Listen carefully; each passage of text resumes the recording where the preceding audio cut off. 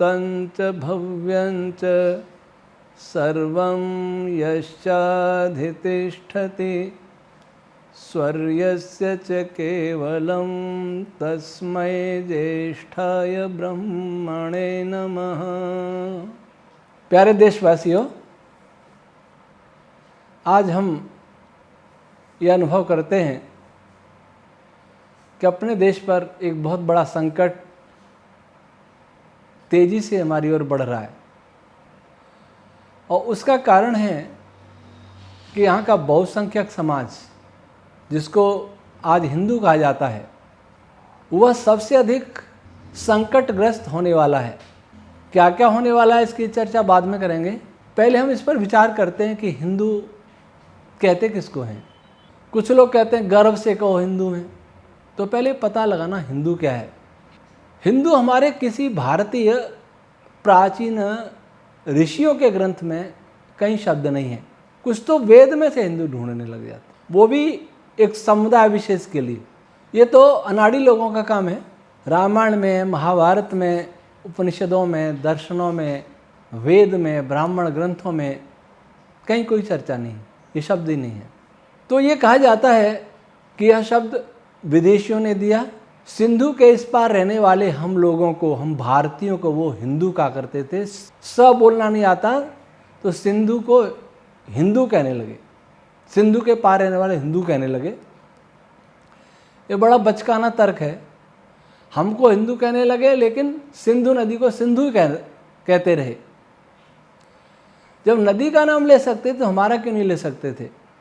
और दूसरी बात यह भी है कि यह सच भी मान लें तो क्या नाम, अपना नाम पूछने के लिए हम किसी विदेशी की सहायता लेंगे, विदेशी व्यक्ति की सहायता लेंगे, उसने हमें क्या कहा, विदेशी ग्रंथ की सहायता लेंगे कि उस ग्रंथ में हमारा क्या नाम लिखा है। इससे ज़्यादा लज्जा और आत्महीनता की बात क्या हो सकती है। कोई मुझे पूछे कि मेरा नाम क्या है, मेरे से पूछे आपका क्या नाम है, तो मैं किसी और पड़ोसी को पूछूं कि क्यों जी मेरा क्या नाम है, मुझे उसने किस नाम से पुकारा था। अर्थात हम नाम भी नहीं जानते अपना, और जब से भी हमें पुकारने लगे उससे पहले हमारा कोई नाम ही नहीं था क्या। इस पर कोई विचारेगा नहीं, क्योंकि इस पर बड़ा विवाद खड़ा हो जाएगा। इसलिए मैं इस पर बहुत चर्चा नहीं करूंगा, पर इतना अवश्य कहूँगा कि रामायण में देखें तो सभी आर्य कहते थे। धारावाहिक कोई देख लीजिए, हर रानी अपने राजा को आर्य पुत्र कहती थी। सीता जी हैं, कौशल्या जी हैं, कोई भी हैं, आर्य पुत्र अपने पति को कहती थी। रावण के यहाँ भी देखो, वहाँ भी आर्य पुत्र कहती, आर्य कहती थी। वानरों में देखो तो वहाँ भी आर्य कहती थी। महाभारत में देखो वहाँ भी आर्य। लेकिन आर्य नाम से ऐसा दूर किया गया हमको, एक षड्यंत्र पूर्वक, कि भारत के लोग अपना नाम भी भूल जाएं। वैसे आर्य नाम की कोई नस्ल कभी नहीं रही, आर्य गुणवाची नाम है। लेकिन यहाँ लोग गुणवाची कैसे, जो श्रेष्ठ हुआ करते थे वो आर्य कहलाते थे। वेदानुकूल जीवन जिया करते थे, आर्य कहलाते थे। और जो विपरीत जीवन जिया करते थे, दस्यु कहलाते थे। दस्यु में कोई नस्ल नहीं रही। सारे संसार में मनुष्यों की दो ही कैटेगरी थी, आर्य और दस्यु। जो धर्मात्मा थे, चरित्रवान थे, पुण्यवान थे, वेदानुकूल जीवन जीने वाले थे, मर्यादित जीवन जीने वाले थे, आर्य थे।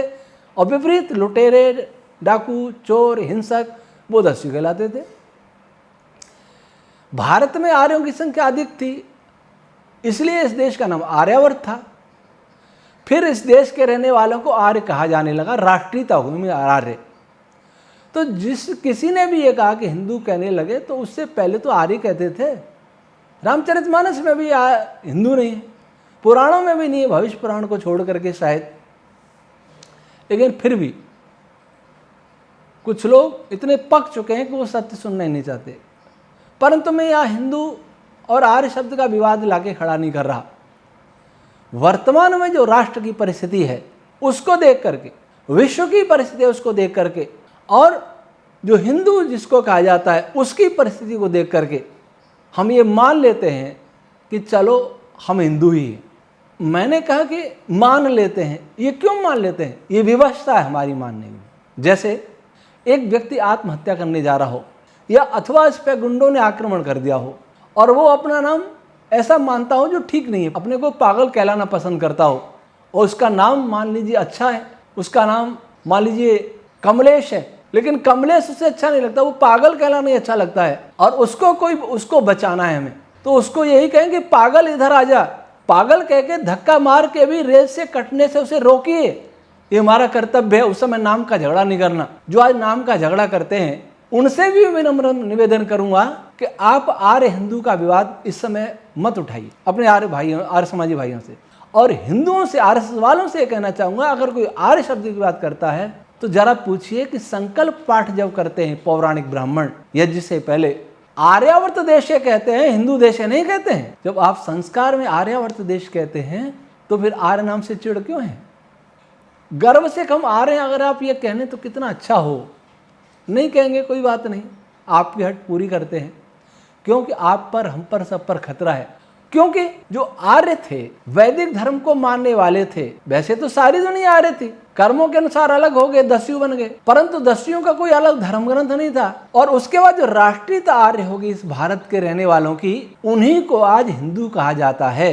अर्थात हिंदू वह समुदाय है जो इस देश का सदा से रहने वाला, इस देश में सदा से रहता आया है। जो परिवर्तित होकर मुसलमान ईसाई बने वो भी यहाँ रहने वाले, लेकिन परिवर्तित होकर बने, परिवर्तित होकर सारी दुनिया में बने, लेकिन मैं इस देश तक सीमित रहूंगा। तो उनको ही आर्य, उनको ही आज हिंदू कहा जाता है जो पहले आर्य कहलाते थे।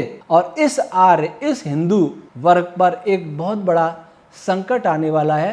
वह संकट अंतर्राष्ट्रीय संकट है, कुछ राष्ट्रीय संकट है, कुछ इसके कर्मों का भी फल है। क्या क्या गलतियां की, उस संकट की चर्चा हम बाद में करेंगे, आगे करते हैं। अभी इतना समझें कि आज जो हिंदू समुदाय अपने को हिंदू कहता है वस्तुतः वो आर्य है, और हिंदू कह रहा है तो भी चलो मान लेते हैं, परंतु इसको जागने की जरूरत है, संभलने की जरूरत है, अथवा ये बिल्कुल मिट जाएगा और हिंदू जो कह रहा है वो हिंदू नाम भी मिट जाएगा।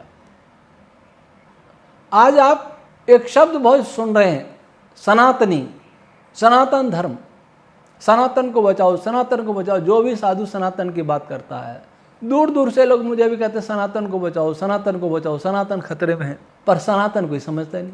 सनातन कहते किसको है? सनातन जो सदैव से चला आया है। सदैव से क्या चला आया है? आज जितने मत पंथ इस हिंदू समाज में है, अब मैं आर्य छोड़ के हिंदू कह रहा हूं, केवल उनको संतुष्ट करने के लिए जिनको यही नाम पसंद है, केवल उनको संतुष्ट। तो सनातन जितने मत मजहब है, मुसलमानों में मत मजहब बहुत कम है, जितने भी हैं वे भी कुरान के नाम पर एक है, ईसाई में 2 हैं लेकिन वे भी बाइबल के नाम पर एक है। लेकिन हिंदू आप किसके नाम पर एक हो? सनातन के नाम पर सनातन कहते किसको है? इस धरती का सबसे बड़ा, सबसे महामानव पैदा हुए सृष्टि की आदि पीढ़ी में ही, लगभग 2 पीढ़ी बाद भगवान मनु, जिनको न भगवान मनु की पूजा करने वाले जानते हैं और न भगवान मनु जी को गाली देने वाले जानते हैं। दुर्भाग्य, जिन भगवान मनु से हम मनुष्य कहलाए, उन भगवान मनु को मानने वाले भी नहीं जानती और उन मनु को गाली देने वाले भी नहीं जानती। उन्होंने लिखा वेदश्च चक्षु सनातन, वेद ही सनातन है। अगर वेद मत होता, अगर वेद ही होता हमारे मध्य प्रमाण रूप में, स्वतः प्रमाण के रूप में, तो हमारे पास इतने मत पंथ नहीं होते। नए नए मत पंथ हम बनते जा रहे हैं, अभी अभी नए नए पंथ बन रहे हैं। कुछ दिन पहले कोई लड्डू गोपाल नाम नहीं जानता था, ये लड्डू गोपाल कहाँ से आ गई? कितने देवी देवता पैदा हो रहे हैं खरपतवार की तरह। सनातन कहाँ रह गया? क्या लड्डू गोपाल सनातन है? क्या राधा स्वामी सनातन है? क्या रामसनी सनातन है? क्या वैष्णव पद सनातन है? शैव पद सनातन है? शाक्त मत सनातन है? और क्या दादू पंथ सनातन है? नानक सिख पंथ सनातन है? क्या ये सनातन है? जितने भी मजहब चल रहे हैं, जितनी पूजा पद्धतियां चल रही हैं, क्या भी सनातन है? सनातन धर्म होता है, मत पंथ सनातन नहीं होते। हिंदू कोई धर्म नहीं है। हिंदू एक राष्ट्रीयता बन गई, जो आर्य राष्ट्रीयता थी वो हिंदू राष्ट्रीयता हो गई। हिंदू मत पंथों का बहुत सारा समुदाय, लेकिन कोई भी मत पंथ सनातन नहीं होता तो हम सनातनी कैसे हो गए? काश हम वास्तव में सनातनी होते, काश हम सभी वेद को मानने वाले होते। भगवान मनु ने वेद को सनातन कहा, भगवान शिव वेद वेदता वैज्ञानिक योगी थे, भगवान विष्णु वेद वेदता वैज्ञानिक पराक्रमी वीर थे, महर्षि ब्रह्मा 4 वेदों के प्रथम व्यक्ति विद्वान थे, मनु जी के दादाजी।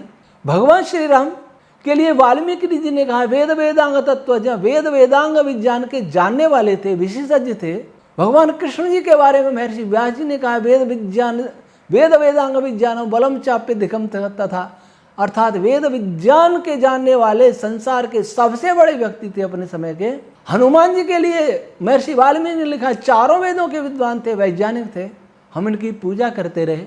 हमने हनुमान जी के मंदिर बनाए, पूजाएं भी की। हमने श्री राम जी के मंदिर बनाए, पूजाएं भी की। हमने श्री कृष्ण जी के मंदिर बनाए, पूजाएं भी की। भगवान शिव के मंदिर बनाए, बहुत पूजा की। भगवान विष्णु जी के भी मंदिर हैं, पूजा बहुत पूजा हुई। उनके अवतार नाम से पूजा हुई महापुरुषों की। देवी जी की पूजा भी हुई, जो भगवती उमा वेद के विदुषी, हर समय भगवान शिव से वेद की चर्चा किया करती थी, योग साधना किया करती थी। हमने उनकी भी पूजा की। आज से शुरू हो रही है उनकी पूजा, नवरात्र।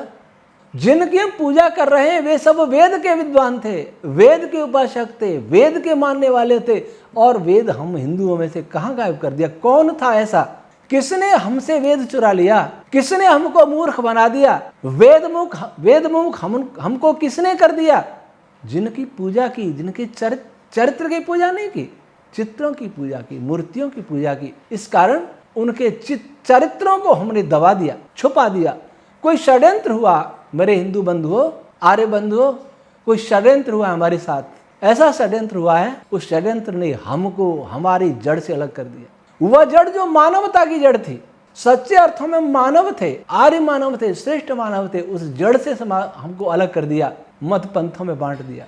तो सनातनी कहने योग्य तो आप नहीं हो। सनातनी कहने योग्य जब होगे जब आप वेद की उपासना करोगे, वेद पढ़ोगे। और वेद पढ़ने वाला कोई दिखता नहीं, वेद का नाम लेने वाले बहुत हैं। पौराणिक समाज में भी है, आर्य समाज में भी है। पौराणिक समाज भी कथाओं के रंगमंच तैयार करता है, रंगमंच कथावाचक नाटक करता है, अभिनय करता है। और पौराणिक तो करते ही हैं। आर्य समाज की सभाएं भी रंगमंच तैयार करती हैं, वह भी नाटक होता है। वेद वहां भी नहीं पढ़ा जाता। षड्यंत्र पूर्वक हम सब से वेद को दूर कर दिया। और वेद को जब से दूर किया है, जब से हम कमजोर हुए, जब से खंड खंड दुनिया हो गई। सारी दुनिया में हम थे वेद को मानने वाले, सारी दुनिया सनातनी थे। सिकुड़ के भारत में आ गए, सब नए मत, ईसाई मुस्लिम आदि बन गए, वामपंथी बन गए, बौद्ध बन गए। एक भारत बचा था। आज इस भारत में भी खतरे में हिंदू। मैं हिंदू कह रहा हूं, आर्य कहने के लिए तो हमें बहुत कुछ बदलना पड़ेगा, बहुत सुधारना पड़ेगा। सनातनी भी नहीं कह रहा, क्योंकि सनातनी बनने के लिए अपने जीवन को बदलना पड़ेगा। सनातन धर्म का नाम है। सनातन उसका नाम है जो कभी बदलता नहीं है। सनातन उसका नाम है जो सृष्टि के आरंभ से पैदा होता है। सनातन धर्म जब से मनुष्य आया है तब से उसके साथ धर्म आया है, उसको कहते हैं सनातन धर्म। सनातन धर्म ईश्वर द्वारा चलाया हुआ होता है। हम ईश्वर द्वारा चलाए हुए संविधान को नहीं मान रहे, वेद को नहीं मान रहे। विभिन्न मनुष्यों ने, आचार्यों ने चला दिए, उनको मान रहे हैं। तब हम कहाँ रहे सनातनी? आज सनातनी की पहचान होगी, तिलक लगाना है, मंदिर में जाना है, गंगा नहाना है, पीपल की पूजा करनी है, तुलसी की पूजा करनी है। क्या ये सनातन है? किसी की तो मानो, वेद की मानो, मनुस्मृति की मानो, रामायण की मानो, महाभारत की मानो, गीता की मानो, किसी की तो मानो, पर किसी की नहीं मानी। नाम सबका लिया पर मानी किसी की नहीं। लगाते हर एक की जय के नारे, किसी की कोई बात मानी नहीं है। एक कुंवर सुखलाल जी मुसाफिर, क्रांतिकारी उपदेशक हुआ करते थे आर्य समाज के, वो गाते थे। आज उनकी बातें और भी ज़्यादा यथार्थ सिद्ध हो रहे हैं। तो आज हिंदू सनातनी रहा ही नहीं। काश यह सनातनी बन जाए, काश वो वेद की ओर लौट जाए, तो फिर वही गौरव हिंदू का, भारतवर्ष का, आर्यावर्त का और दुनिया का हो जाए। मैंने आपको बताया कि सनातनी कहाँ है? कोई सनातनी नहीं, क्योंकि कोई वैदिक नहीं। इसलिए अपने को सनातनी करना छोड़ो या सनातनी बनो, एक काम करना पड़ेगा। आप कहेंगे छोड़ दिया हमने, हम तो हिंदू ही कहेंगे, गर्व से कहो हम हिंदू हैं, कुछ नहीं पढ़ना। तो फिर मैं आपसे पूछता हूँ, आप ईमानदारी से अपने हृदय पर हाथ रखकर और मस्तिष्क पर जोर दे करके, मस्तिष्क चिंतन करके बताना कि आप में से कौन हिंदू, कौन ऐसा वीर है जो अपने हिंदू कहने का साहस करता है। मैं तो आज देखता हूँ, यहाँ कोई अपने को दलित कहता है, कोई अपने को पिछड़ा कहता है, कोई अपने को सवर्ण कहता है। बात यहाँ तक भी नहीं रुकती, पहले सवर्णों पे आते हैं। कोई अपने को ब्राह्मण कहता है, कोई अपने को ठाकुर राजपूत कहता है, कोई वैश्य कहता है, बनिया कहता है, कोई और कुछ कहता है। इनमें भी फिर अलग अलग, कोई जाट कहता है, राजपूत भी क्षत्रिय कहता है अपने को, जाट भी क्षत्रिय कहता है, गुजर भी क्षत्रिय कहता है, आहिर भी क्षत्रिय कहता है, और बहुत सारे क्षत्रिय। कुछ सुनार हैं वो भी क्षत्रिय कहते हैं, कोई दर्जी हैं वो भी क्षत्रिय कहते हैं, कोई कलाल हैं वो भी क्षत्रिय कहते हैं, और हैं भी वहां से आए हैं सब। हिंदू कोई नहीं कहता। हिंदू नारे के लिए कहता है, हिंदू वोट के लिए कहता है, वोट देने और दिलाने और लेने के लिए कहता है, वास्तव में कोई हिंदू नहीं है। और दलित तो आज ये कहता हम हिंदू ही नहीं है। दलित कम से कम एक है, लेकिन वो हिंदू से कट गया है, क्योंकि उसके साथ उसके पूर्वजों के साथ छुआछूत है। छुआछूत हिंदू समाज की बहुत बड़ी बीमारी रही, और दुर्भाग्य और लज्जा की बात ये रही कि ये मनु जी के नाम से हुआ शुरू प्रारंभ। पहले हम छुआछूत पर जाते हैं। हिंदुओं में जाति कितनी है?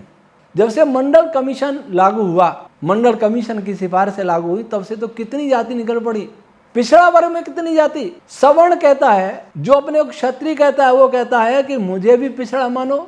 जाट क्षत्रिय लाइन में लगे पिछड़ा बनने के लिए, गुजर लाइन में लगे, वो पिछड़ा नहीं है, वो जनजाति में जाने के लिए लाइन लगा रहे हैं। यादव हैं, क्षत्रिय हैं, श्री कृष्ण का वंशज मानते हैं, लेकिन उन्हें भी अलग चाहिए, पिछड़ा वर्ग, वो भी पिछड़े हैं। कोई सुथार है, कोई लोहार है, कोई घांची है, कोई प्रजापत है, कोई देवासी रेवारी है, कोई माली है।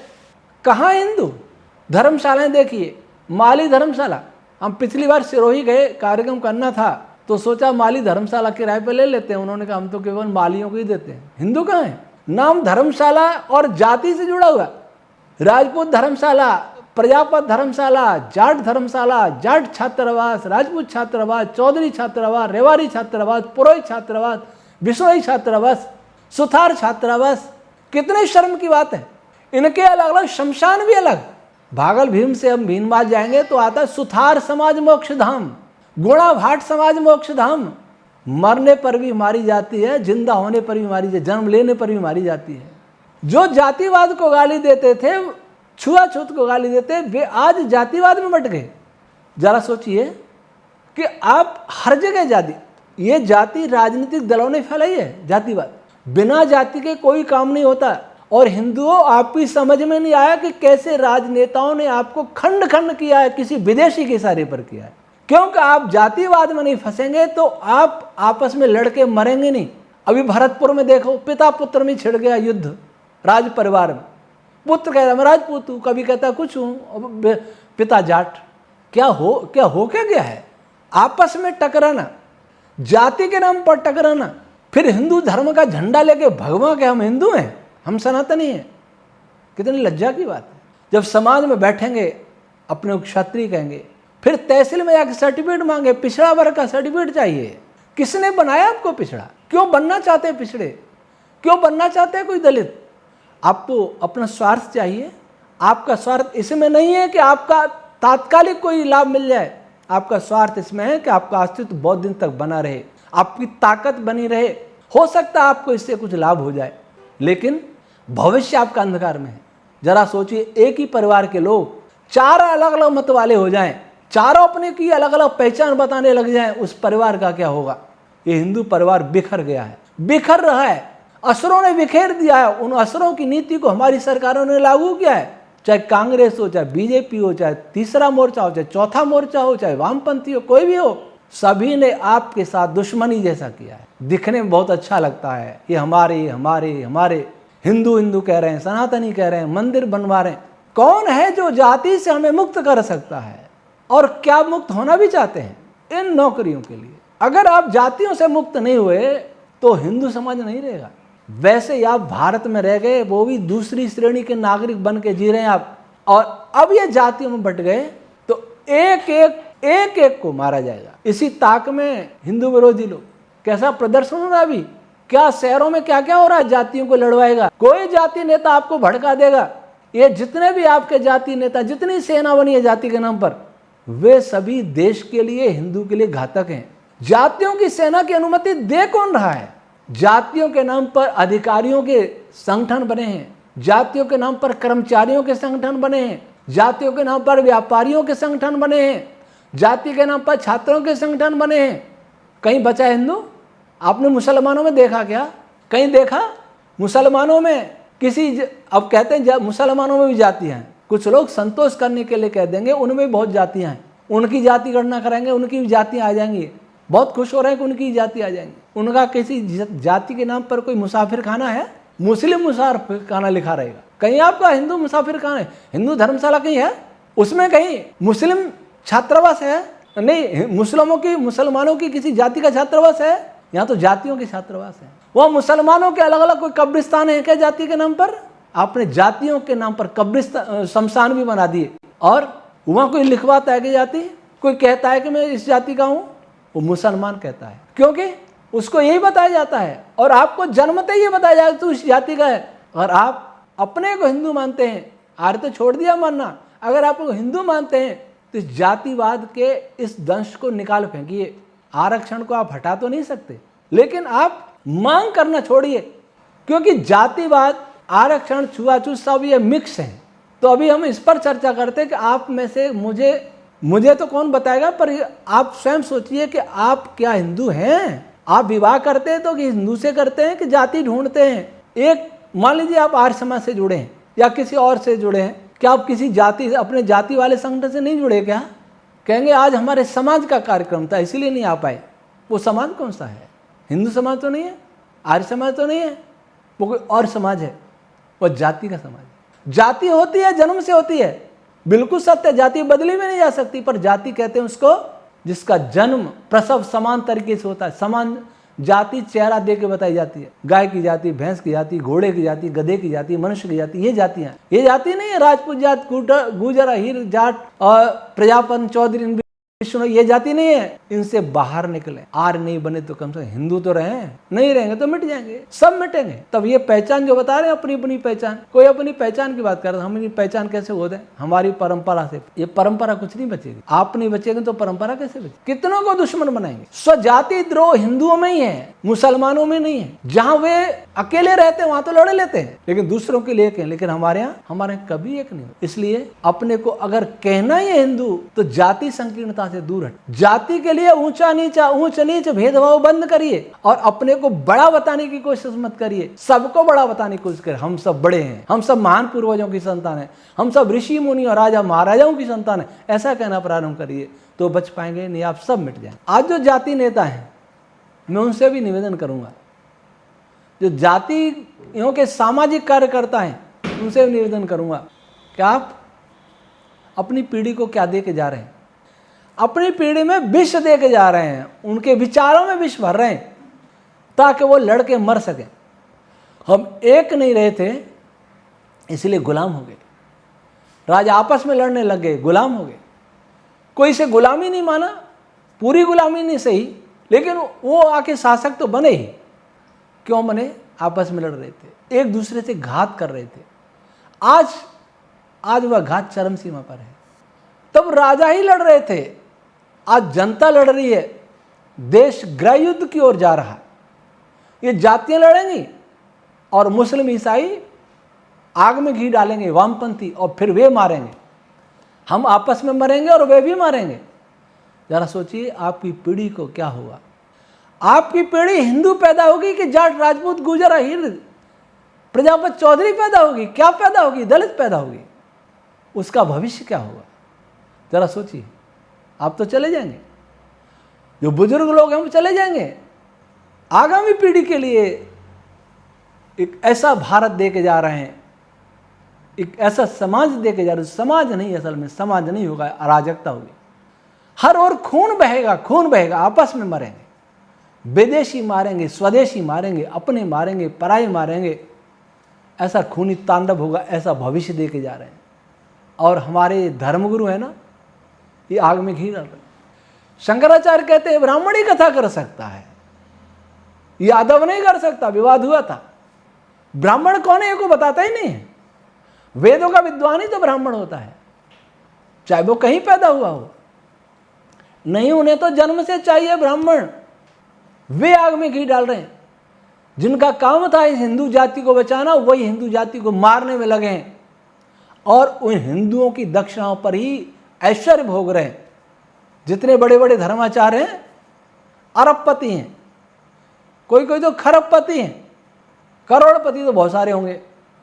और उसी हिंदू जाति को संभालने के लिए कोई यत्न नहीं कर रहे। उनको अपनी दक्षिणा प्यारी है। जहाँ जातियों का संघर्ष होता है, जहाँ महापुरुषों का अपमान होता है, तब कोई नहीं आया। कोई नहीं आता। आज महापुरुषों को भी जातियों में बांट दिया है। सारे राजा राजपूत थे तो कोई जाट थे, गुजर कहते हमारे भी थे, आहिर कहते हमारे भी थे, सबके थे। तो लड़ क्यों रहे हो? क्यों लड़ रहे हो? महापुरुषों का वंशज कहलाकर भी लड़ क्यों रहे हो? क्यों मर रहे हो आपस में? इनको भी जातियों में बांट दिया।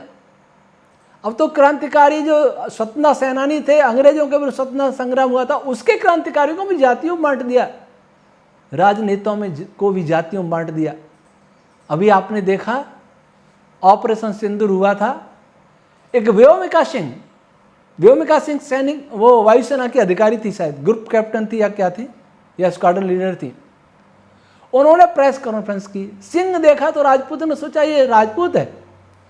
सब कहने लगे रक्षा मंत्री राजपूत, सेना अध्यक्ष राजपूत, सब राजपूत, व्योमिका सिंह राजपूत। बाद में मालूम पड़ा वो दलित।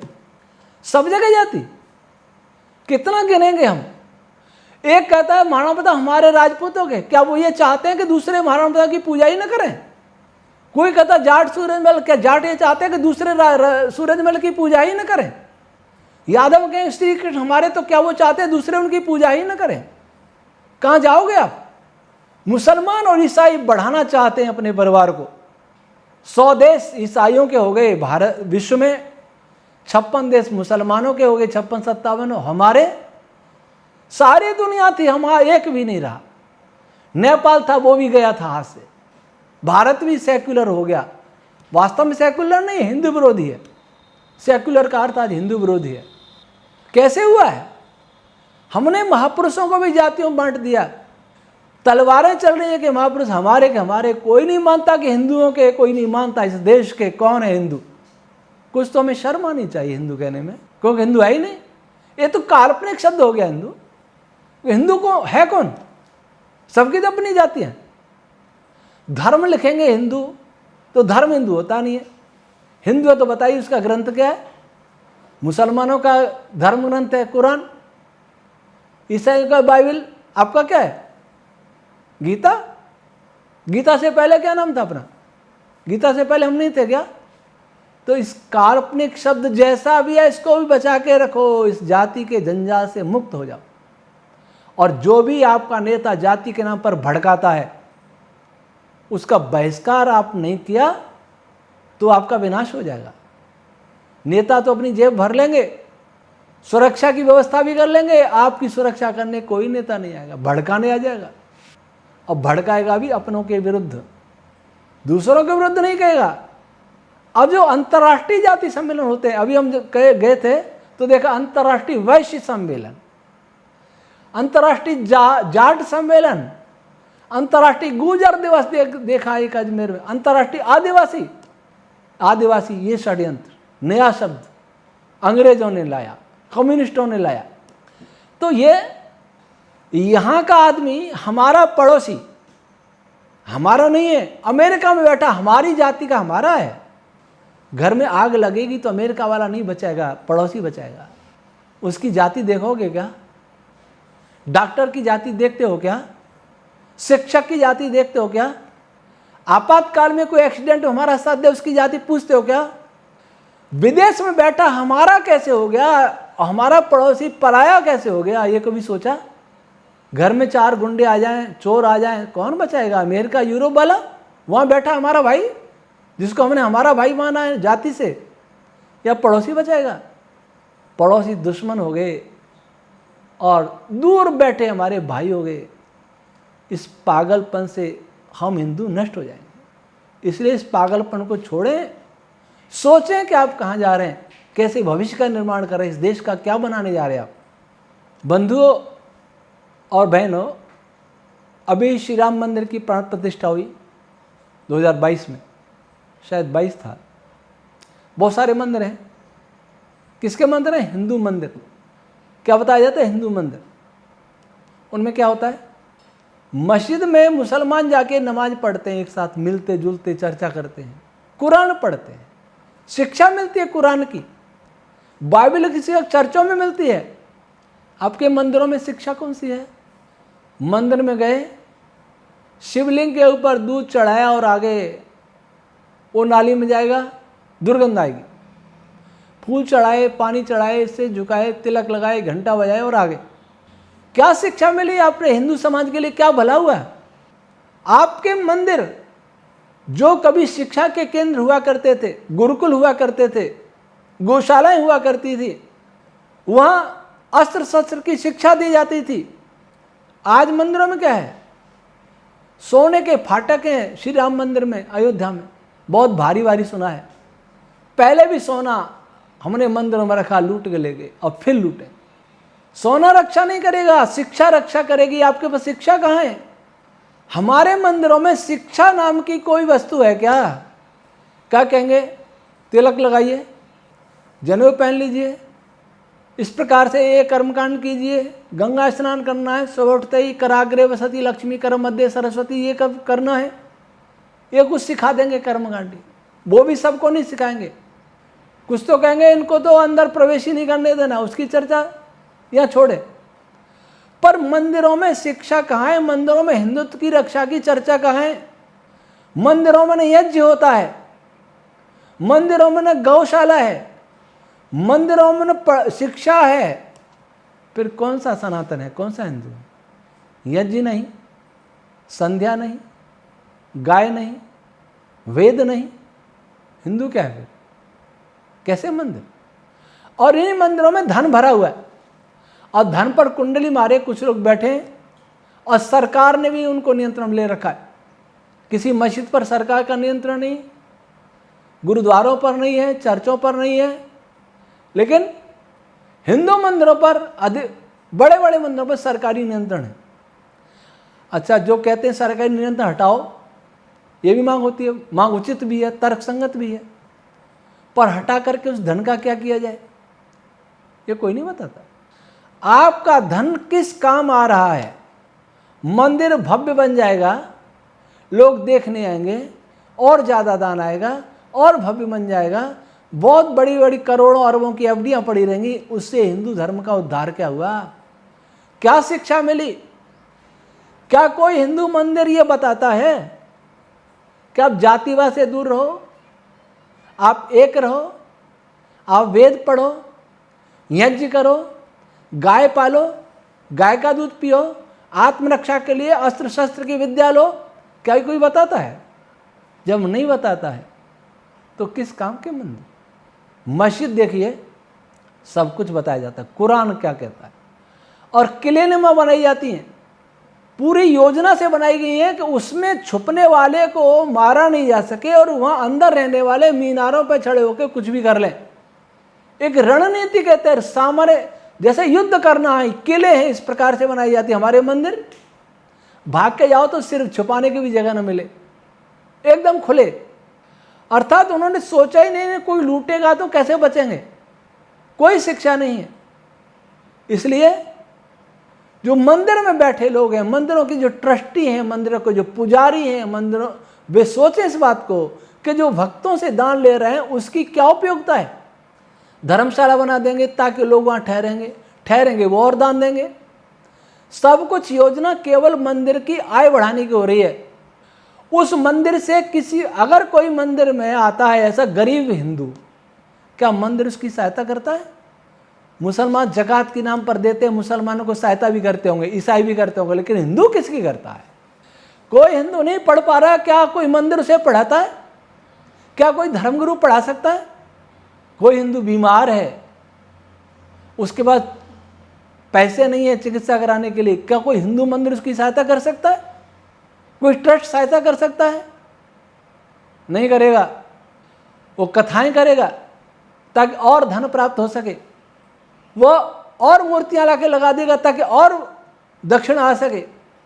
ये मंदिरों में धन भरता रहा, वहाँ दूध से मूर्तियां नहाती रहीं और बच्चे दूध के लिए, हिंदुओं के बच्चे दूध के लिए तरसते रहे, गरीबों के बच्चे। उनको स्वर्ण के श्रृंगार होते हैं, बहुमूल्य वस्त्रों के श्रृंगार होते हैं, और यहाँ अनेक लाखों करोड़ों हिंदुओं पर तन ढकने के लिए वस्त्र नहीं है, भरपेट भोजन नहीं है, लेकिन भगवान को सोने का मुकुट चाहिए। 1-1 किलो 2-2 किलो सोना चढ़ा के जाते हैं साईं बाबा मंदिर में, तिरुपति में। क्या उपयोगिता है?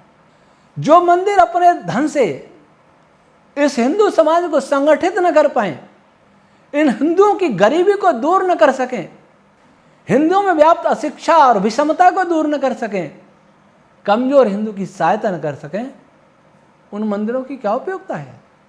आज जो धर्मगुरु सनातन की बात करते हैं और अरबों के मालिक हैं, बड़े बड़े महंत हैं, शंकराचार्य हैं, महामंडलेश्वर हैं, क्या उनका कोई उत्तरदायित्व तो है भी कि नहीं है? क्या केवल कर्तव्य है दान लेना बस? किसी का भला करना कोई कर्तव्य नहीं? भड़का देना हिंदू के नाम पर यह आता है। सनातन खतरे में यह कहना आता है, पर क्यों खतरा पैदा हो रहा है? किसने हिंदू को कमजोर किया? क्या कभी ये बताया? और मंदिरों में भी आपस में भेदभाव है। कोई मंदिर छोटा है, कोई बड़ा है, कोई प्रसिद्ध है, कोई अप्रसिद्ध है, वहां भी झगड़े हैं, वहां भी ऊंचा नीचा है, किसी का सिंहासन ऊंचा है, किसी का नीचा है, वहां भी बहुत विवाद है, एकता वहां भी नहीं है। इसलिए अगर मंदिर ही बनाने हैं तो मंदिरों में गुरुकुल बनाइए, यज्ञशालाएं बनाइए। आज जो मंदिर के ही निकलते हैं वह यज्ञशाला निकलती हैं। मूर्ति पूजा का वेदों में कोई विधान नहीं है। आज ये प्रचार किया जाता है कि स्वामी दयानंद जी ने अंग्रेजों के कहने से चला पूजा खंडन शुरू किया। आर्य समाज ने तो मूर्तियों को बचाया है। निजाम हैदराबाद से पूजा नहीं करता है, लेकिन जिन मंदिरों में जो महापुरुष बैठे हैं, जिनकी मूर्तियां, उन महापुरुषों के चरित्र को बचाया, उनके इतिहास को बचाने में पूरा प्रयास किया और मूर्तियों को भी बचाया। फिर भी एक निशाने पर आर्य समाज को लाया जाता है। अपने नहीं सोचा जाता कि हम कर क्या रहे हैं। मैं नाम नहीं लूँगा, पर बहुत लोग आज टीवी चैनल पर धर्मगुरु सनातन की बात करते हैं। कोई सनातन नहीं है, कोई सनातन की बात नहीं करता, वास्तव में वेद की बात नहीं करता। मंदिर की बात करता है तो मंदिर में किसी सुधार की बात नहीं करता, मंदिर से हिंदू कल्याण की बात नहीं करता। उनके दिमाग में नहीं है, उनका दिमाग केवल पैसा है। यश, पद, प्रतिष्ठा और पैसा, इन तीनों में ये धर्मगुरु फंसे हुए और इन्हीं में सारे मंदिरों के धन का उपयोग हो रहा है। इस हिंदू समाज को सोचना पड़ेगा। अब मंदिरों में भी देखें तो मंदिर भी बटे हुए। कैसे बटे हुए? आज से पहले नहीं थे। आज से पहले ज्यादातर पूजा, ये पूजा वैदिक कालीन नहीं है, मध्यकालीन है, महात्मा बुद्ध के बाद चली है।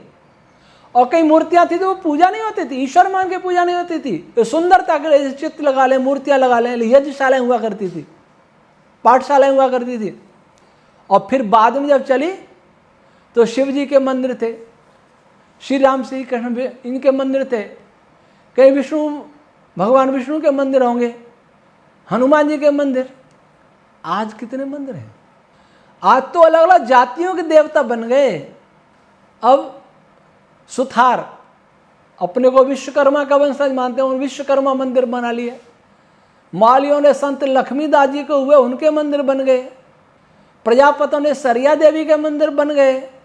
विष्णुओं ने जम्मेश्वर जी के मंदिर बना दिए। और यहाँ कलवी समाज, उन्होंने राजा राम जी को राजेश्वर बना दिया। सेन समाज के लोगों ने सेनेश्वर भगवान बन गए। अब हनुमान जी भी, ये भीलों के हनुमान जी हैं, ये मेघवालों के हनुमान जी हैं, ये मेघवाल समाज का है। अब तो अम्बेडकर के मंदिर बन गए। ये मंदिरों का आधुनिकीकरण अर्थात विकृतीकरण, घृणित विकृतीकरण। परमात्मा जिसने संसार को बनाया है वो भी विचार करता होगा कि मुझे तो कोई पूछता ही नहीं है। उसका मंदिर सारा ब्रह्मांड है और अपना हृदय मंदिर है, उसको तो भूल गए। ये मंदिर बना लिए नकली, और नकली भी बनाए तो कोई बात नहीं है, परंतु नकली भी जातियों में मंदिर बट गए। कुल देवी कुल देवता एक ये नया रोग हम उत्तर प्रदेश में तो नहीं सुना था, पर यहाँ सुना के राजस्थान में। हर कुल देवता कुल देवी, ये देवता कुल देवी कुल देवता इन कुलों की रक्षा नहीं कर पाए। खून बहा इस धरती पर, विधर्मियों ने खून बहाया हमारा, कोई कुल देवी देवता रक्षा नहीं कर पाए। उन देवताओं के भी मंदिर लूट के ले गए। सोमनाथ लूटा, हजारों मंदिर लूटे, कोई रक्षा नहीं कर पाया। फिर भी हम नहीं समझे। अब मंदिरों के नाम पर बांटते जा रहे हैं। उत्तर प्रदेश के माननीय मुख्यमंत्री ठीक कहते हैं, बटोगे तो कटोगे।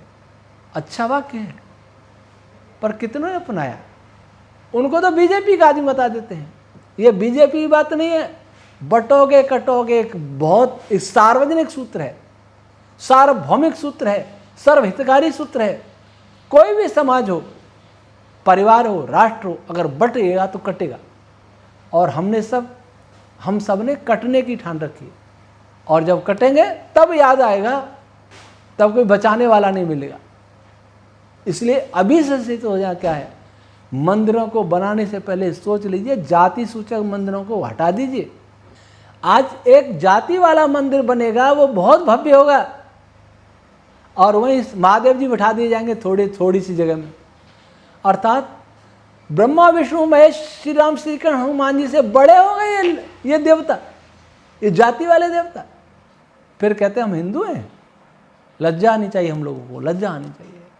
दुनिया हंसती है, संसार हंस रहा है हम पर, संसार जानता है, ये हमारे राजनेता भी जानते हैं। इसलिए आपके लिए कोई योजना नहीं है, सारी योजना अल्पसंख्यक के नाम से है।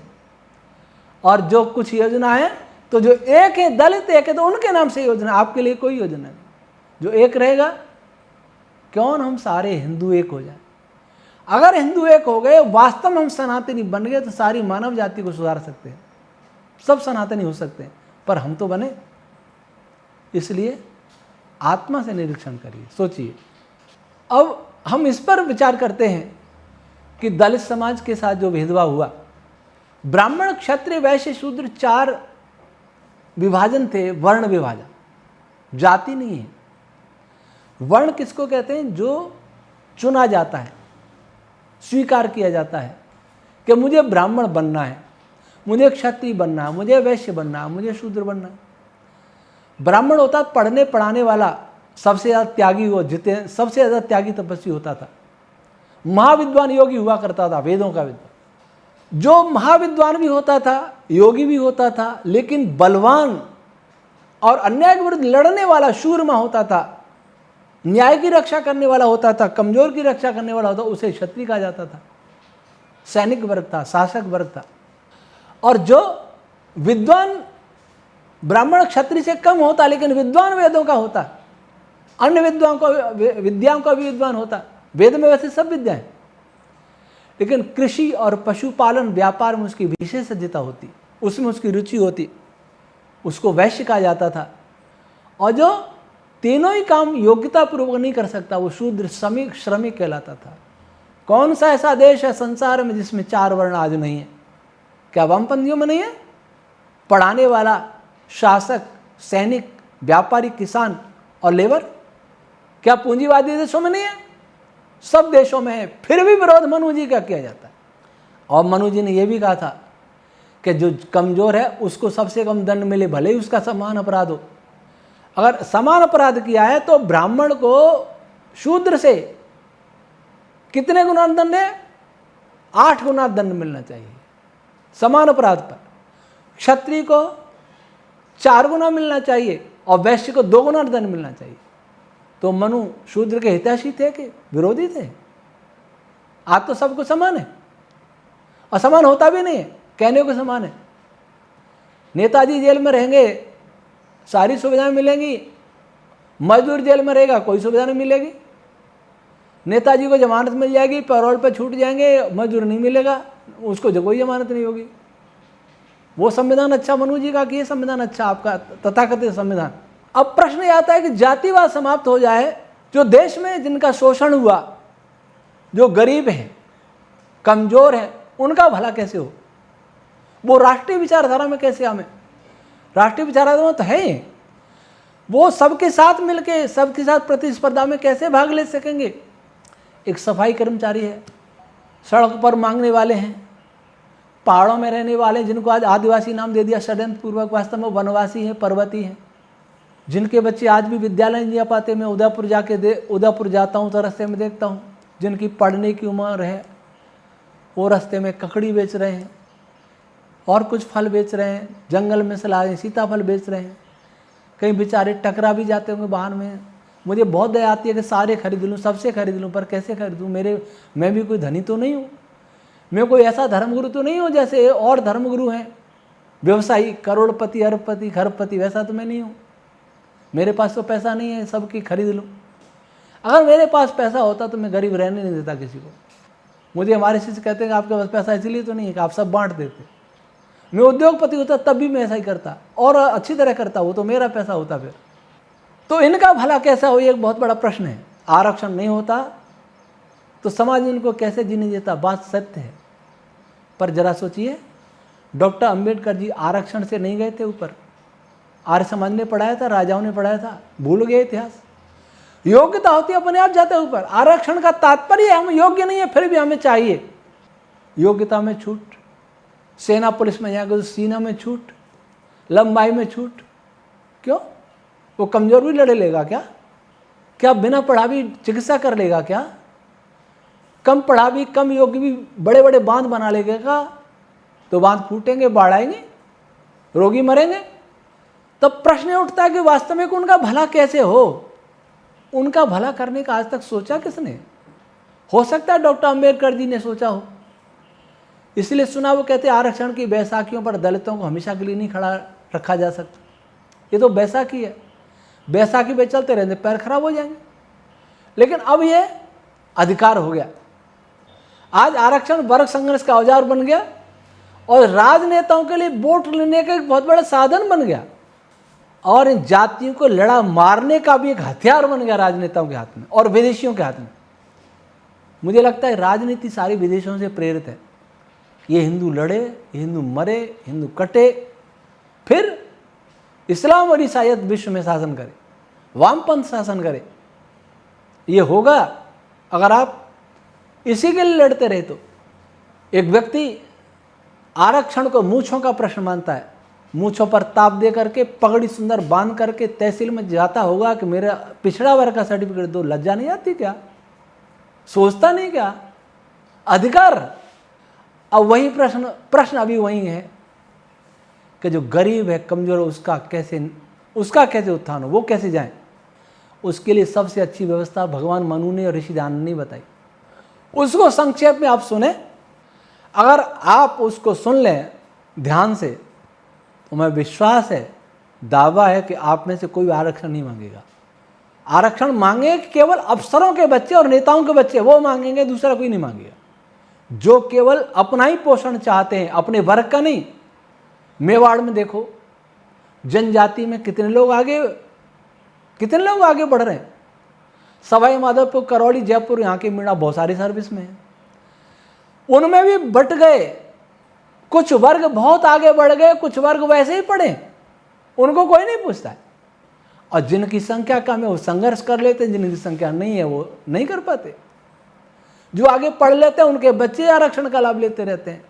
एक ऐसा सूत्र, एक ऐसी व्यवस्था जिसमें सबके साथ न्याय हो, इसका विचार आज तक संसद ने नहीं किया, संविधान ने नहीं किया और समाज ने भी नहीं किया और आप लोगों ने भी नहीं किया। आप लोगों ने विचारा भी नहीं कि ऐसा भी कुछ हो सकता है। वो व्यवस्था भगवान मनु से लेकर के ऋषि आनंद पर्यंत ऋषियों की थी। वह व्यवस्था यह थी कि किसी की कोई जाति नहीं है, सबकी जाति मनुष्य है। छुआछूत करो, बिच्छू को मन छुओ, सांप को मन छुओ, गंदी चीज को मन छुओ, ये छुआछूत करो। गंदे हाथ हो जाए तो साबुन से धो, ये छुआछूत है, करना चाहिए सफाई के लिए। पर कोई मनुष्य ऊंचा नीचा नहीं है, सभी मनुष्य जाति के सदस्य हैं, सारे विश्व के लोग। मैं हिंदू की बात करता हूं क्योंकि मानवता का जो ग्रंथ है वेद, उसकी जयकार केवल हिंदू ही करता है, अन्य कोई नहीं। मानता भले नहीं, जानता भी नहीं, लेकिन कहता जरूर है कि वेद हमारे ग्रंथ। तो मैं उसकी बात करता हूं। हम सभी लोग अपने को मनुष्य माने, नहीं मैं तो हिंदू माने, आर्य नहीं तो हिंदू माने, अन्य कोई वर्ग नहीं। बाद में सभी आ जाएंगे इसमें, दुनिया के लोग। पहले हम तो सुधर जाएं, हम सुधरेंगे जग सुधरेगा, नारे तो लगते हैं लेकिन सुधरते हैं नहीं। सबसे पहले हिंदुओं की जिम्मेदारी है, क्योंकि उसी के पास वेद है, उसी के पास मानवता की अनुपम धरोहर वेद है, मनुस्मृति है। आज मनुस्मृति को गाली देने वाले बहुत है, पर जानते कोई नहीं। उनके अंग्रेजी ट्रांसलेशन पढ़ के विद्वान बन गए, आलोचक बन गए, निंदक बन गए। और जो बड़े बड़े तिलकधारी हैं, वो तिलक छाप लोग हैं, वो भी मनु जी को नहीं जानते। वो कहते नहीं, ब्राह्मण का बेटा ही ब्राह्मण है, दूसरा कौन हो सकता है? दोनों ही समाज के दुश्मन। तो क्या व्यवस्था थी? आज मान लीजिए सारे देश में, इसमें हिंदू मुस्लिम की बात ही नहीं है यहाँ, तो सारे देश में एक ऐसा कानून बने कि शिक्षा का निजीकरण पूरी तरह प्रतिबंधित हो, शिक्षा का निजीकरण पूरी तरह प्रतिबंधित हो, और संपूर्ण शिक्षा निशुल्क सरकार की ओर से होवे, और निशुल्क भी आवासीय शिक्षा होवे। ऋषि दयानंद ने अनिवार्य व्यवस्था की कि 5 वर्ष तक माता पढ़ाएगी बच्चे को, माता सबसे पहली गुरु होती है, दूसरा गुरु पिता होता, 8 वर्ष तक पिता पढ़ाएगा, 8 वर्ष की आयु तक, मतलब 5 वर्ष माता 3 वर्ष पिता, 8 हो गए। फिर सबको अपने बच्चों को गुरुकुल में भेजना अनिवार्य होगा, नहीं भेजें तो माता पिता को दंड मिलेगा, अध्यापकों नहीं। आज अध्यापकों को आ जाता है प्रवेश कराओ, काम कुछ नहीं हुआ, फर्जी आंकड़े। लेकिन वो व्यवस्था क्या कहती है? 8 वर्ष बाद अनिवार्य रूप से पूरे देश के बच्चे विद्यालय में होंगे, और सभी विद्यालय आवासीय होंगे। कोई बच्चा 8 वर्ष से ऊपर का घर नहीं मिलेगा, 8 वर्ष से लेके 25 वर्ष तक गुरुकुल में रहेगा। जब बच्चा हो या बच्ची हो, सबको समान अधिकार होगा, चाहे फुटपाथ पर सोने वाला भिखारी हो, रिक्शा चलाने वाला हो, प्रधानमंत्री का बेटा हो, अंबानी का बेटा हो, अडानी का बेटा हो, किसी का हो, अब IAS का, IPS का, साइंटिस्ट का, जज का, एक जैसे विद्यालय होंगे। ऐसा नहीं कि गांव का विद्यालय गांव वाला कहता है कि भीनमाल पढ़ाएं, भीनमाला नहीं, जोधपुर पढ़ाएं, जोधपुर नहीं, वो दिल्ली पढ़ाएं, बॉम्बे पढ़ाएं, नहीं विदेश में ले जाएं, बिल्कुल नहीं। एक जैसे विद्यालय पूरे देश में हो, एक जैसी पढ़ाई हो। मोदी जी का बेटा नहीं है, मोदी जी का बेटा होता तो वो भी उसी विद्यालय में पढ़ता, निर्मला सीतारमण, राजनाथ सिंह जी, अमित शाह जी, सबके बेटे पोते वहीं पढ़ें। गांव का स्कूल, दिल्ली बॉम्बे का स्कूल एक जैसा हो, एक जैसा सबका भोजन हो।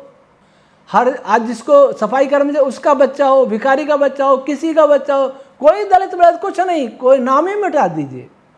जन्मते ही प्रमाण पत्र बनता, जाति कौन सी जाति है? क्या जाति? मनुष्य जाति है। सबके बच्चे पढ़ेंगे तो मेवाड़ की पहाड़ियों में कोई गरीब जनजाति वाला, जनजाति जिसको कहा जाता है, नहीं कहना चाहिए, आदिवासी भी नहीं कहना चाहिए, वनवासी, चाहे छत्तीसगढ़ के वनवासी हों, चाहे पूर्वोत्तर राज्यों के वनवासी हों, चाहे दक्षिण के हों, चाहे गरीब हों, कुछ भी हों, सभी अनिवार्य रूप से विद्यालय में होंगे। जरा सोचिए कि जिसके बच्चे 8 वर्ष से लेकर 25 वर्ष तक विद्यालय में रहे बच्चे बच्ची, उसके माता पिता का तो खर्च ही नहीं रहेगा। उनको पढ़ाई का खर्च करना है, रोगी हो जाए तो उनको चिकित्सा का खर्च नहीं करना है, उनको कपड़ों का खर्च नहीं करना है, उनको भोजन का खर्च नहीं करना है। 2 माता पिता घर में रहे, आराम से गुजारा होगा। वो भी ऐसे पढ़े होंगे तो वो भी कुछ न कुछ काम करेंगे, और अभी किसी के काम नहीं है तो उनको सहायता करे सरकार, उनकी व्यवस्था करे। सारे बच्चे भारतवर्ष के विद्यालयों में एक जैसा बिस्तर, एक जैसा भोजन, एक जैसा आसन, एक जैसी शिक्षा। मुकेश अंबानी या गौतम अडानी जाकर के अपने बच्चों को काजू बादाम पिस्ता नहीं दे सकते। कठोर अनुशासन होगा, गुरुकुल खिलाएगा वही खाएंगे, और कोई लाता भी है तो सारे बच्चों में बांट दिया जाएगा, किसी एक को नहीं मिलेगा। और उसके बाद 25 वर्ष तक बहुत जैसी जिसकी योग्यता होगी वैसा वो योग्य बन जाएगा। जो कम योग्य होगा, पढ़ना नहीं चाहेगा, उसको हटा दिया जाएगा, वो शूद्र बन जाएगा, मजदूरी करेगा, फिर वो उसको श्रमिक का काम मिल जाएगा। जिसकी रुचि व्यापार, कृषि, पशुपालन में, वो वैश्विक उपाधि सर्टिफिकेट मिल जाएगा, वो ये काम करेगा। लेकिन कृषि का एक्सपर्ट बन के निकलेगा, पशुपालन का एक्सपर्ट बन के निकलेगा, व्यापार का एक्सपर्ट, मैनेजमेंट का एक्सपर्ट बन के निकलेगा, ऐसा ही नहीं निकलेगा। और एक प्रशासक बन के निकलेगा जिसकी जिसमें योग्यता होगी, वीर योद्धा बन के निकलेगा, लेकिन वेद सबको पढ़ना होगा। और जिसकी रुचि पढ़ाई में होगी, पढ़ाने में होगी, बहुत तपस्वी होगा। तपस्वी तो क्षत्रिय को भी होना पड़ेगा। जो तपस्वी राजा सैनिक नहीं होगा वो लड़ेगा कैसे? अधिकारी और राजा को सबसे ज़्यादा तपस्वी होना चाहिए ब्राह्मण के बाद, क्योंकि वे सब विलासी हो जाएंगे तो शासन कैसे करेंगे? आज विलासियों का शासन है, सब घर भर रहे हैं अपना, सरपंच से लेकर के ऊपर तक 5 साल जीत जाते हैं, पीढ़ियों के लिए पैसा कमा के रख जाते हैं, वो नहीं होगा। और जब वहाँ से दीक्षा समारोह होगा तब उनको ब्राह्मण, क्षत्रिय, वैश्य ये उपाधियां मिलेंगी, फिर अपना काम करेंगे वो योग्यता अनुसार। कौन आरक्षण मांगेगा? आज किसी भी आरक्षित वर्ग का है, क्या अंबानी अडानी की बराबरी कर लेगा? लेकिन इस व्यवस्था में करेगा। न तो कोई अनपढ़ रहेगा, न कोई गरीब रहेगा, क्योंकि माता पिता का सबसे बड़ा खर्च बच्चों पर ही होता है, वो भी बचपन से लेकर युवावस्था तक। फिर तो कमाने लायक हो जाते हैं, वो सारा खर्च उनके ऊपर से हट जाएगा। किसी के मन में प्रश्न आएगा कितना पैसा कहाँ से आएगा? लाखों करोड़ रुपए उद्योगपतियों के माफ कर देती है सरकार, बैंक माफ कर देती हैं। क्यों करती हैं? उनसे पैसा लो, टैक्स बढ़ाओ, तर्कसंगत टैक्स करो और सारा भ्रष्टाचार मिटाओ। क्यों नहीं जांच होती पैसों की? विपक्ष वालों की हो जाएगी, जो सरकार आएगी अपने नेताओं का नहीं करेगी, दूसरों में छापे पड़ेंगे। सब सरकारें ऐसे करती हैं, कोई अपवाद नहीं। कभी जांच तो होनी चाहिए। कोई बिना कम पैसे नहीं होता, इस सारा करप्शन मिट जाए, पैसा ही पैसा होगा देश में। और बड़े बड़े उद्योगपतियों की सीमा हो, इससे ज्यादा पैसा नहीं रख सकते। राष्ट्र को देना होगा, जो राष्ट्र को नहीं दे उसकी संपत्ति हड़प छीन ली जाए, अधिग्रहित कर लिया उसकी संपत्ति। तब भारत में कोई भेदभाव नहीं रहेगा, किसी की जाति होगी नहीं, सब मनुष्य होंगे। वर्ण व्यवस्था होगी। एक पिता का एक बेटा अध्यापक है, एक सेना में जा रहा है, एक खेती कर रहा है, एक मजदूरी कर रहा है। कोई भेदभाव है क्या? कोई छुआछूत है क्या? कहाँ थी छुआछूत? पहले में नहीं थी, मध्यकाल में आ गई। दुर्भाग्य से कुछ असुरों ने फैलाई, कुछ हमारे नकली ब्राह्मणों ने गलतियां की, पर जो किया वो किया। उसका अर्थ यह नहीं है कि अब उनके वंशजों को दंड दिया जाए। यह कोई न्याय नहीं है कि मेरे दादाजी ने कोई अपराध कर लिया, उसका दंड आज मुझे मिले। यह कोई न्याय नहीं है, अन्याय, सबसे बड़ा अन्याय है। और देश में अन्याय हो रहा है, सब देख रहे हैं, तमाशा देख रहे हैं। छुआछूत पर बोलने वाले तो फिर भी मिल जाते, आरक्षण पर बोलने वाले कोई हिम्मत नहीं करता, कोई नाराज न हो जाए। मैं बोल रहा हूं। और ये व्यवस्था जिनको आरक्षण मिल रहा है, जो दलित कहते हैं अपने को, उनके लिए सबसे अच्छी है। दुर्भाग्य से आज उनमें ही ज्यादा गरीब हैं, उनमें ही ज्यादा कमजोर हैं, जनजाति वर्ग ही ज्यादा पिछड़ा है, उनके लिए व्यवस्था सबसे ज्यादा लाभकारी होगी। और जब ये व्यवस्था हो जाएगी तो बड़े बड़े अपने को बड़ा मानने वाले सड़कों पर सफाई करेंगे, अगर वो शूद्र की योग्यता हो रहेगी उनकी। तो आज नहीं करेगा कोई, लेकिन वहां करनी पड़ेगी। अंबानी के घर पैदा होने वाला भी अगर मूर्ख रहेगा, सड़क पर झाड़ू लगाना पड़ेगा उसको। मोदी जी या किसी मिनिस्टर का लड़का भी मूर्ख रहेगा, उसको भी सफाई मजदूरी करनी पड़ेगी। ये व्यवस्था होगी। इस व्यवस्था में सबसे ज्यादा लाभ उन्हीं को होगा जो आज गरीब हैं, कमजोर हैं, पिछड़े हैं वास्तव में। लेकिन उनके नेता जो मलाई खा रहे हैं, वो नहीं चाहेंगे ये व्यवस्था लागू हो। जो अधिकारी अच्छे पदों पर वो भी नहीं चाहेंगे कि लागू हो। लेकिन जिस दिन ये व्यवस्था लागू हो जाएगी, ये हिंदू समाज एक हो जाएगा, सब भेदभाव मिट जाएंगे, सारी गरीबी, अशिक्षा, बेरोजगारी मिट जाएगी। और तब हिंदू कहेगा कि हम आ रहे हैं। तब हिंदू कहेगा, गर्व से कहें हम आ रहे हैं, या हिंदू कह लें। अभी तो गर्व करने जैसी बात ही नहीं है, अभी तो मरने जैसी बात है, पानी में डूब के मरने जैसी बात है। अगर ये व्यवस्था नहीं लाएगी तो देश में आप आपस में एक दूसरे का खून बहाएंगे। स्वजाति द्रोह आप में ही है। स्वजाति द्रोह के पाप से बचें, स्वार्थों से ऊपर उठें। जिसको स्वार्थ समझ रहे हैं वही आपका विनाश है। स्वार्थ इसका नाम नहीं है कि थोड़े दिन के लिए हमें लाभ मिल जाए या मेरे परिवार को लाभ मिल जाए। आपके ही रिश्तेदार अगर कमजोर, गरीब रहे तो आपको कैसा आनंद आएगा। और जिन नौकरियों के लिए आरक्षण की बात कर रहे हैं, कितनी नौकरियां हैं, कब तक चलेंगी नौकरियां? आज एआई आ रहा है, टेक्नोलॉजी आ रही है, नौकरियों को खा रहे हैं, आपको ध्यान भी नहीं है। इस मुट्ठी भर नौकरियों के लिए आप आपस में विष घोल रहे हैं। यह व्यवस्था उस व्यवस्था को जन्म देगी जहां हर व्यक्ति को रोजगार होगा। और जो टेक्नोलॉजी है ना, जो आधुनिक टेक्नोलॉजी है, इसका विरोध करिए, लेकिन सरकार से विरोध करना, लड़ना, अराजकता फैलाना अलग बात है। आप स्वयं कम से कम उपयोग करिए। अगर इन्हीं में फंसे रहे तो आप अपने पैर स्वयं काट रहे, आप अपने रोजगारों के अवसर स्वयं खो रहे, अपनी पीढ़ियों को नष्ट कर रहे हैं। आप चले जाएंगे टेक्नोलॉजी का सुख भोग के, आग पीपड़ी मरेगी, भूखी प्यासी मरेगी। इसलिए अगर आप इस भारत का, इस हिंदू समाज का, इस मानव समाज का वास्तव में उत्थान चाहते हैं तो ये मनु जी की व्यवस्था पर ध्यान दीजिए। इस वीडियो को सुनिए, अपने उन नेताओं को सुनाइए जो जातियों के आपको लड़ाते हैं, जो आरक्षण के रेल की पटरियां उखाड़ते हैं, रेल रोकते हैं, आगजनी करते हैं। आरक्षण के लिए दो सेनाएं बन रही हैं। जब गुर्जरों ने जनजाति में आने के लिए आरक्षण किया था, गुर्जर मीणाओं की सेना आमने सामने हो गई थी दौसा में, जयपुर में। ये सेनाएं बनेंगी। इसलिए विचारिए, अमृत है वो प्रारंभ में अच्छा नहीं लगता है, ये परिणाम अमृत है इसका। प्रारंभ में अच्छा नहीं लगेगा, आपको डर लगेगा कि ऐसा करने से हमें नौकरी कैसे मिलेगी, नौकरी ज़्यादा मिलेगी। अब कहेंगे सरकार हमारे हाथ में तो है नहीं जो ये व्यवस्था लागू कर देगी। सरकार आपके हाथ में। जिसके लिए आंदोलन होते हैं व्यापक मात्रा में उसको सरकार को मानना पड़ता है।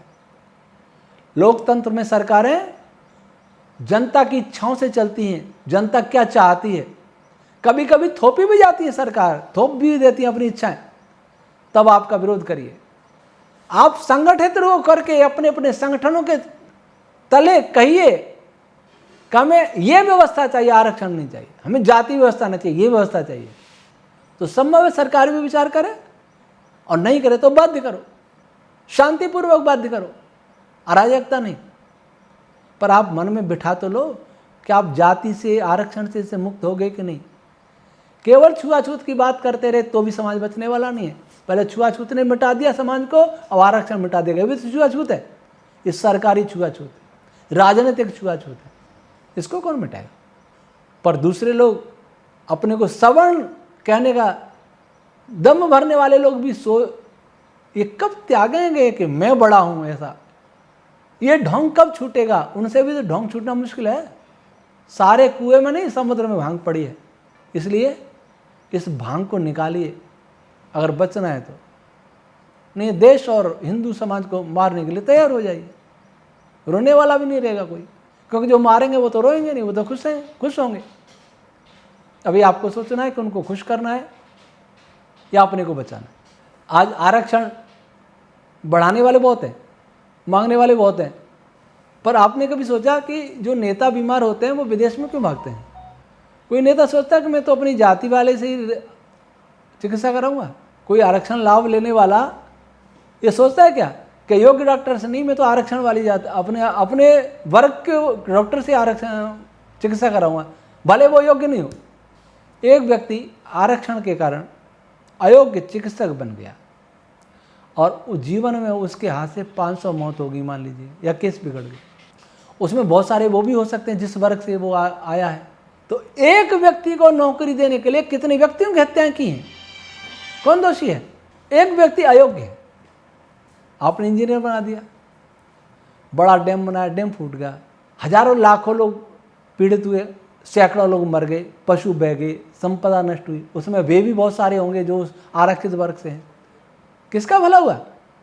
एक अध्यापक योग्य नहीं है, कितनी पीढ़ियों को बर्बाद करेगा, कितने बच्चों को बर्बाद करेगा, बच्चे उसके अयोग्य रह जाएंगे। किसका भला हुआ।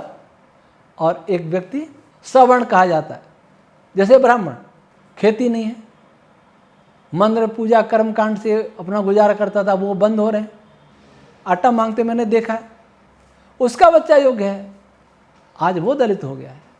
धीरे धीरे ये दलित हो जाए तब क्या होगा। और उनमें भी जिन्होंने एक बार मिल गया आरक्षण, उसकी कोई सीमा तो होनी चाहिए। एक बार लेने के बाद वो छोड़ दे कि हमारे अब मैं गरीब नहीं रहा, मैं दलित नहीं रहा। जाति व्यवस्था की विडंबना देखो, ये बदलती नहीं है। कथित जाति तो बदलते नहीं, मनुष्य मनुष्य ही रहेगा, पर ये जो जातियां बना रखे ये भी नहीं बदलती।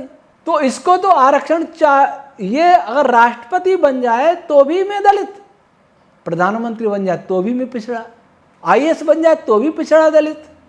ये लेवल कब छूटेगा। आगे लाने के लिए तो आरक्षण मिला और आगे फिर भी नहीं आए, फिर भी वही लेवल लगा रहा। मजहब बदले जा सकते हैं लेकिन ये कथित जातियां तो बदली नहीं जा सकती। तो आखिर ये कब तक चलेगा। कौन पिछड़ा हो जाएगा, कौन क्या होगा, कोई नहीं सोचने वाला। इससे कितने हानि हो रही है। प्रतिभाएं विदेश में जा रही हैं, अच्छी अच्छी प्रतिभा अमेरिका क्यों जाती है? यहाँ उनको न्याय नहीं मिलता है। यहाँ तो आरक्षण की लड़ाई है, ये प्राइवेट में भी आरक्षण चाहिए, सब में आरक्षण चाहिए, फिर वहाँ जाते हैं। फिर वहाँ ट्रंप कहते हैं $1 लाख चाहिए। $1 लाख कहाँ से लाएं? अब उन्होंने कुछ चैनलों पर सुना कि बहुत प्रसन्नता की बात है, भारत में आएंगे और कंपनी आगे बढ़ेंगी कैसे? यहाँ तो राजनीति होगी। इसलिए आरक्षण एक नासूर है, छुआछूत एक नासूर है, जातिवाद एक नासूर है। मुझे नहीं लगता ये राजनीति कभी भर पाएगी। एक तरफ तो टेक्नोलॉजी की मार, एक तरफ आरक्षण की मार। कितने बच्चे आत्महत्या कर लेते हैं, योग्य बच्चे, और अयोग्य चयनित हो जाते हैं। इसको न्याय कहते हैं? कि आपके पूर्वजों ने यह किया था, अरे पूर्वजों का धन उनको क्यों दे रहे हो? और जो नहीं किया था उसको भी बताया जाता है, अतिरंजित करके बड़ा चढ़ा के बताया जाता है। ये विदेशियों ने हमारी छवि खराब की देश की। छुआछूत था, भेदभाव था, अत्याचार थे, लेकिन जितने थे उससे कई गुना बढ़ा के बताया जाता है। एक ऐसी छवि प्रस्तुत की जा रही है। आज अपने देश के लोग वो भी इसी में आ रहे हैं। इसलिए अगर इस देश को बचाना है, हिंदू समाज को बचाना है, सनातन को बचाना है, तो अपने मस्तिष्क और हृदय को सत्यग्राही बनाइए, न्यायप्रिय बनाइए। एक ऐसी व्यवस्था जिसमें सर्वे भवन्तु सुखिनः, सर्वे सन्तु निरामया, सर्वे भद्राणि पश्यन्तु माँ कश्चित् दुःख भाग् भवेत्, ये भावना हो। इसके नारे तो बहुत लगते हैं, हिंदुओं में लगते हैं, लेकिन मुसलमान कोई नहीं कहता। मुसलमान का कल्याण चाहता है, सुखी करने का उपाय किसी के पास नहीं। इसलिए आप मेरी इन बातों पर शांत मन से विचार कीजिए। कई इस पर बहुत नकारात्मक कमेंट करेंगे।